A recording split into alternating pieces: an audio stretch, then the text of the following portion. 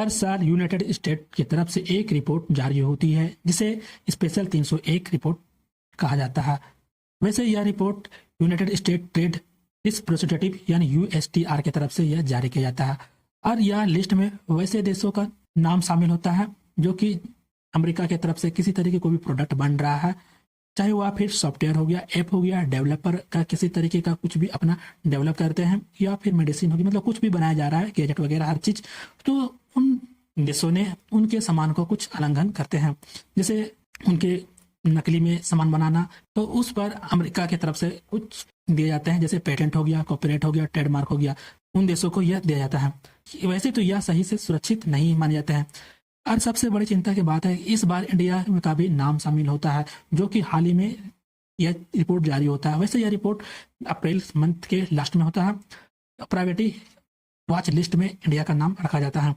America की तरफ से जब ये देखा जाता है लिस्ट जारी में भारत भी है, तो ऐसे में यह नज़र पूरा तरीके से बना करके रखा हुआ रहता है। अमेरिका को क्या परेशानी है भाई, जो कि इतना ज़्यादा ये नज़र बना करके रखा हुआ है। आखिर ये पेटेंट, कॉपीराइट, ट्रेडमार्क क्या है, स्पेशल 301 रिपोर्ट क्या है, प्रायोरिटी वॉच लिस्ट क्या है, अमेरिका को इंडिया से क्या परेशानी है, ये सारा कुछ हम लोग स्टेप बाय स्टेप समझने वाले हैं और ये पूरा मामला चलिए हम लोग समझते हैं। देखो भाई, किसी भी तरीके को भी रिपोर्ट जारी किया जाता है तो उसका तरफ से कुछ ना कुछ वहाँ पर रिपोर्ट दिया जाता है। जैसे हो गया United state trade representative USTR की तरफ से एक रिपोर्ट जारी किया जाता है, जो कि स्पेशल 301 रिपोर्ट कहा जाता है। और ये रिपोर्ट में उन देशों का लिस्ट होती है जहाँ पर किसी तरीके का अमेरिका का जो भी प्रोडक्ट है उसका उल्लंघन करना, और फिर उसके बदले अमेरिका ने भी उन देशों को ये सब चीजें देते हैं, जैसे पेटेंट हो गया, कॉपीराइट हो गया, ट्रेडमार्क हो गया। लेकिन वैसे तो यह सुरक्षित नहीं माने जाते हैं। सबसे हैरानी की बात है कि जब ये रिपोर्ट जारी होता है तो इंडिया का भी नाम उसमें शामिल होता है, और ये हाल ही में इस बार रिपोर्ट जारी हुआ है, जो कि अप्रैल के लास्ट मंथ में ही, जो कि इस बार इंडिया का नाम प्रायोरिटी वॉच लिस्ट में रखा गया है। वैसे जब ये लिस्ट जारी होता है और भारत का नाम दिखता है तो अमेरिका उस पर काफी ज्यादा नजर बना करके बैठे हुए रहता है। लेकिन क्यों भाई, अमेरिका को इससे क्या ज्यादा परेशानी है? तो इसमें परेशानी हो जाती है अमेरिका को कि किसी भी तरीके का जब भी अमेरिका कोई सामान जैसे बना रहा, ठीक है, कोई प्रोडक्ट बना रहा, तो इंडिया ने उसको मंगवाना चालू किया। जब मंगवाना चालू किया तो भाई देख रहा कि ठीक है मंगवा रहा है, लेकिन कभी देख रहा कि अब जहां पहले इंडिया पहले सामान मंगवाता था, अब वह चीज वह नहीं मंगवा रहा, उस पर याद दौड़ जाता है। दूसरा देख रहा है कि भाई दवाइयाँ के नियम भी काफी ज्यादा बना रहा है इंडिया। पहले जहां पर दवाइयाँ पहले अमेरिका के द्वारा यहाँ भेजा जाता था बना बना करके, लेकिन अब दवाइयों पर भी काफी ज्यादा ये लोग नियम सख्ती से बनाए हुए रखे हैं और उनका कम भी मंगवाया जा रहा है, तो ये भी नियम यहाँ पर देखा जा रहा है। फिर तीसरा में इंपोर्ट ड्यूटी, जो कि गैजेट हो गया, मेडिकल हो गया, डिवाइस पर वह हाई टैरिफ भी लगाया जा रहा है, ये भी नजर बनाए रख रहा है। अमेरिका ने दिमाग लगाता है कि कहीं ये लोग तो नकली सामान तो बना नहीं रहा, हमारे प्रोडक्ट को तो उल्लंघन तो नहीं कर रहा है। वैसे क्या सिर्फ ये इंडिया ही शामिल है? वैसे में नहीं भाई, इस तरीके की लिस्ट में 6 देश शामिल है, जैसे चाइना हो गया, रसिया हो गया, चीन हो गया, इंडोनेशिया हो गया, वेनेजुएला हो गया। वैसे में इन देशों को नाम भी इस लिस्ट में शामिल है, साथ साथ इंडिया भी है। और इन देशों को भी काफी अच्छे से नजर ये बनाए हुए रख रहा है कि हमारे प्रोडक्ट को कहीं तो इस तरीके के डुप्लीकेट में तो यूज नहीं किया जा रहा है। ये अमेरिका की तरफ से काफी ज्यादा नजर बनाए हुए रखा हुआ है।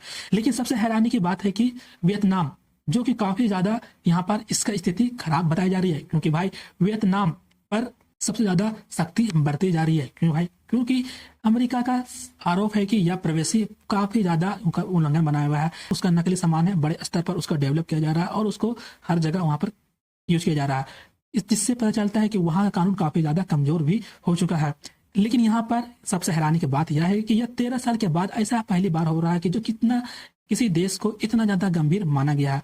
लेकिन वहीं पर अमेरिका का सख्त ये आदेश दिया गया है कि भाई यूएस की तरफ से ये जांच होना चाहिए, और वो भी 30 दिनों के अंदर। यदि यह किसी तरीके कुछ भी वहां पर देखा जाता है, उस पर काफी ज्यादा टैरिफ भी लगा सकता है। ये सारा कुछ ये रिपोर्टर के द्वारा ही बताया जाता है अमेरिका के। लेकिन सबसे हैरानी की बात है कि इसमें 2 देशों को इस लिस्ट से नाम हटा दिया जाता है, जैसे अर्जेंटीना हो गया, मैक्सिको हो गया। इन दोनों देशों को ने जो भी उनके कानून होते हैं किसी तरह के कोई प्रोडक्ट का, अपना हर चीज का होते हैं, उनका पूरा सख्ती से ये लोग पालन करते हैं और देखते हैं कि भाई यहाँ पर पूरा अच्छे तरीके से जो भी हमारे द्वारा कानून था वो हर चीज का ये लोग पालन कर रहे हैं, किसी तरीके का इसमें कुछ प्रॉब्लम नहीं हो रहा था। वैसे में ही उन दोनों देशों को इस लिस्ट से नाम को हटा दिया जाता है, क्योंकि इन्होंने अपना कानून को सख्ती से सुधार दिया और उनकी बातों को पूरा तरीके से माना। लेकिन जब भी किसी तरीके का इस तरीके का कुछ भी लो करते हैं तो भाई उस पर सीधा पेनल्टी तो नहीं लगती है, लेकिन थोड़ा पहले वार्निंग सिग्नल मिलता है ट्रेड रिलेशंस जो भी होता है, जो भी बिजनेस में किसी तरह की प्रॉब्लम होती है, वो थोड़ा सा बिजनेस में प्रॉब्लम कर सकती है, लेकिन फ्यूचर में भी काफ़ी ज़्यादा इससे प्रॉब्लम हो सकती है। इससे इन्वेस्टमेंट भी कम कर सकती है। चलिए हम लोग थोड़ा सा समझते हैं कि आखिर ये स्पेशल 301 रिपोर्ट्स के बारे में, कि ये स्पेशल 301 रिपोर्ट है क्या। स्पेशल 301 रिपोर्ट जो कि यूनाइटेड स्टेट ट्रेड रिप्रेजेंटेटिव जिसे यूएसटीआर के द्वारा ये जारी किया जाता है, और इसमें बताया जाता है कि दुनिया के कौन कौन से देश ऐसे शामिल है जो कि अमेरिका के प्रोडक्ट को उल्लंघन करते हैं, जैसे पेटेंट हो गया, कॉपीराइट हो गया, ट्रेडमार्क हो गया, तब जाकर के उस तरीके का दिया जाता है उन पर ये। और इससे पता चलता है कि कौन कौन से देश इस लिस्ट में शामिल है, कौन कौन से अच्छा कर रहा है, खराब कर रहा है, और सुरक्षा पूरा पर ध्यान दे रहा है अपने कानूनों पर। आखिर ये स्पेशल 301 रिपोर्ट जो कि अप्रैल मंथ में ये जारी होती है, इसे सभी देशों के अलग अलग कैटेगरी में रखा जाता है। वैसे इसे दो कैटेगरी हो जाता है, एक प्रायोरिटी वॉच लिस्ट जो कि सबसे ज्यादा चिंता करने वाले देश होते हैं, और दूसरा हो गया वॉच लिस्ट, मध्यम स्तर की चिंता वाले देश हो जाते हैं। वैसे सबसे ज्यादा चिंता वाले देश जो कि प्रायोरिटी वॉच लिस्ट है भाई, इसमें उन देशों को रखा जाता है जो कि उनका किसी तरीके का बात ही नहीं मान रहे हैं, उनका हर चीज का कॉपी करके और उनका पूरा इलीगल तरीके से यहाँ वहाँ सब कुछ करना, ये हो गया प्राइवेट वॉच लिस्ट। और वहीं वॉच लिस्ट चलो भाई थोड़ा सा बात मान लेता है, किसी तरीके का प्राइवेट फिल्म हो गया, सॉफ्टवेयर हो गया, किसी तरीके का सॉन्ग हो गया, या कोई भी अपना ऐप बना रहा है, कोई भी गैजेट हो गया, तो भाई यहाँ पे रखा जाता है। या किसी तरीके कोई भी नकली सामान हो गया, गुड्स हो गया, कोई भी शूज हो गया, मतलब कोई भी प्रोडक्ट बनाया जा रहा है तो वहां पर बनाते हैं।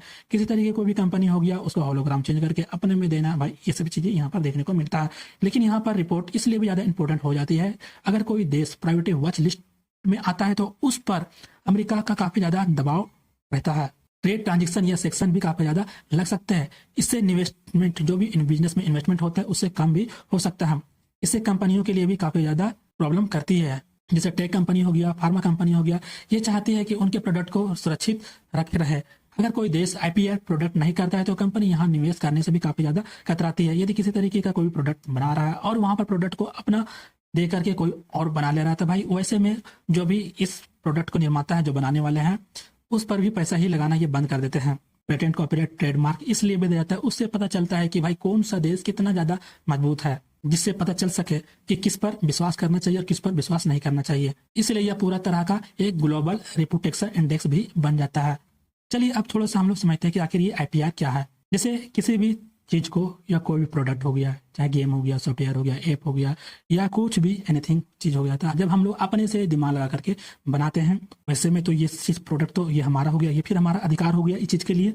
लेकिन जब हमारे बनाए गए हुए चीज को कोई दूसरा इलीगल तरीके से यूज करता है और उसे अपने नाम दे देता है, तो उसे ही आईपीआर कहा जाता है। एक तरफ से बोलो तो चोरी करना है। यहाँ पर आईपीआर के कुछ टाइप्स होते हैं। जैसे पेटेंट होता है, जब भी किसी तरीके का कुछ भी उसके अधिकार पे चोरी करता है, मतलब इलीगल से यूज किया जाता है, तो कंपनी के द्वारा दिया जाता है, जो कि हो गया पहला में पेटेंट हो गया। पेटेंट उन लोगों को दिया जाता है जो कि किसी भी तरीके कोई भी मेडिसिन बना रहा है और उसे अपने नाम कर रहा है, या कोई भी फेक तरीके से यूज कर रहा है, या फिर कोई भी टेक्नोलॉजी का सामान हो गया, गैजेट हो गया, तो वहां पर ये पेटेंट दिया जाता है। वहीं कोई कॉपीराइट, यदि कोई भी आपने बनाया गया सॉफ्टवेयर हो गया, ऐप हो गया, बुक हो गया, या फिर आपने अपने नाम से किसी तरीके को कोई भी कंटेंट बनाते हो, तो और आपका यूज कोई दूसरा कर रहा है, तो वैसे में आप उसे कॉपीराइट दे सकते हो। आपने यूट्यूब में भी सुना होगा कि भाई किसी भी चीज का दूसरे का यूज मत करो, नहीं तो कॉपीराइट आ जाएगा। ये आपने काफी बार सुना जरूर होगा। तो इसे ही हम लोग कॉपीराइट के नाम से भी जानते हैं। और किन किन चीजों पर दिया जाता है? बुक पर हो गया, किसी तरीके का कोई भी सॉफ्टवेयर हो गया, ऐप हो गया, गेम हो गया, या कोई कंटेंट आप बना रहे हो, यहाँ पर आपको कॉपीराइट ये दिया जाता है। लेकिन वहीं पर ये ट्रेडमार्क अब समझते हैं, और ट्रेडमार्क उन लोगों को दिया जाता है जो कि किसी तरीके का कोई बिजनेस है, उनका लोगो का यूज करना, उनके प्रोडक्ट का नाम यूज करना, मतलब हो गया उनके सिंबल हो गया, प्रोडक्ट सिंबल, लोगो, ये सभी चीज को यूज करते हैं, तो उसे हम लोग ट्रेडमार्क देते हैं। चलिए हम लोग थोड़ा सा कुछ जैसे एग्जाम्पल के तौर पर समझ लेते हैं। जैसे मान के चलो कोई आपने सॉफ्टवेयर बनाया कुछ खूब मेहनत करके, ठीक है। अब भाई मेहनत करके बनाया सॉफ्टवेयर और उसका यूज कोई दूसरा बंदा कर रहा है इलीगल इस्तेमाल करके, तो वैसे में प्रॉब्लम करती है। फिर आपने देखा होगा काफी सारे मूवीज को बनते हैं, और बनने के बाद कोई दूसरा बंदा आता है, उसका फेक वेबसाइट बनाता है और जा करके उस पर अपलोड कर देता है, जिससे बनाने वालों को काफी ज्यादा नुकसान तो होती है। तो इस केस में उसे हम कॉपीराइट दे सकते हैं। तो यदि आप एक स्टूडेंट हो, ठीक है, आपने बहुत मेहनत से एक बुक बनाया, अपने नाम का लिखा हो, या फिर आपने नोट्स तैयार किया हुआ और उसे कहीं पर सोचते हो कि अपलोड करना, लेकिन क्या होता है कि दूसरा बंदा आता है कि उस नोट्स को लेता है, थोड़ा सा चेंजिंग करके उसे दूसरी जगह सेल कर देता है, जिस पर आप उसे कॉपीराइट भी दे सकते हो। वैसे में देखा जाता है कि जब आपने कोई बुक लिखता है तो उसको फर्स्ट पेज में ही लिखा हुआ रहता है कि भाई किसी तरीके की यहाँ पर इसको यूज करना उल्लंघन है, उस पर कानूनी कार्रवाई किया जा सकता है। तो वैसे में वह कॉपीराइट के थ्रू वह कानूनी कार्रवाई कर सकता है। तो ये थे कुछ ऐसे ऐसे एग्जाम्पल जो इसके तरह से आप समझ सकते हो। वैसे में काफ़ी ज़्यादा इनसे नुकसान भी हो सकता है। सबसे पहले भाई क्रिएटर का नुकसान तो होता है, यहाँ पर आप देख सकते हो कि कितना ज़्यादा उनको मेहनत लगता है किसी भी चीज़ को बनाने में, क्रिएट करने में, हर चीज़ को। इससे नुकसान तो होता है, इससे इकोनॉमी पर भी काफ़ी ज़्यादा असर पड़ता है। वैसे इन्वेस्टेशन भी काफ़ी ज़्यादा रुक जाता है। वैसे में देखा जा रहा है कि भाई किसी तरीके के कोई भी क्रिएटर जब भी बनाता है, कोई भी उस पर काफ़ी ज़्यादा पैसे खर्चा करता है, काफ़ी ज़्यादा दिमाग लगाता है, तब जाकर के ये बनाते हैं। लेकिन देख रहा है कि भाई बार बार ये कॉपी हो जा रहा है, तो वैसे में उस टाइम उसको बनाना ही रोक देता है, उस पर पैसे लगाना ही बंद कर देता है। लेकिन जो लोग इस तरीके का काम करते हैं, भारत पर भी इस पर काफ़ी ज़्यादा असर पड़ता है। तुरंत कोई ऐसे तो सजा तो नहीं मिलता है। यूएस ट्रेड प्रेशर बढ़ जाता है, मतलब कुछ भी होता है बिजनेस का, उसका प्रेशर तो बढ़ जाता है। किसी तरीके का बिजनेस में वो लोग नहीं चाहते कि बिजनेस करे, क्योंकि भाई सबके मन में डाउट हो जाता है, डर पैदा हो जाता है, यदि मैंने इससे बिजनेस किया तो भाई क्या पता कि हमारा सामान ही कॉपी हो जाए। इसलिए बिजनेस कतराने में भी डरते हैं। कुछ प्रोडक्ट पर एक्स्ट्रा टैक्स भी लगा करके देखते हैं ताकि इस तरह का प्रॉब्लम ना हो। लेकिन उसी के बीच में थोड़ा भारत ने भी कानूनी को सुधार किया है।